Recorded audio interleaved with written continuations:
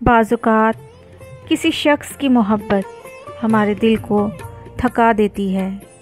जब दिल मुकम्मल थक जाए तो रूह थकने लगती है, और रूह और दिल मुकम्मल थक जाएं तो जिस्म टूटने लगता है।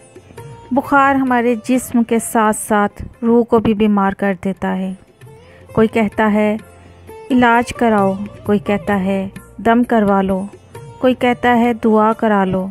और मोहब्बत में थके हुए इंसान की बस इतनी सी तमन्ना होती है कि कोई इसके मसीहा से मिलवा दे, बात करवा दे, आवाज़ सुनवा दे, कोई इसे कह दे कि इसकी फ़िक्र कर ले बस, और वो इतने में ही आराम पाकर मुकम्मल सेहतयाब हो जाए।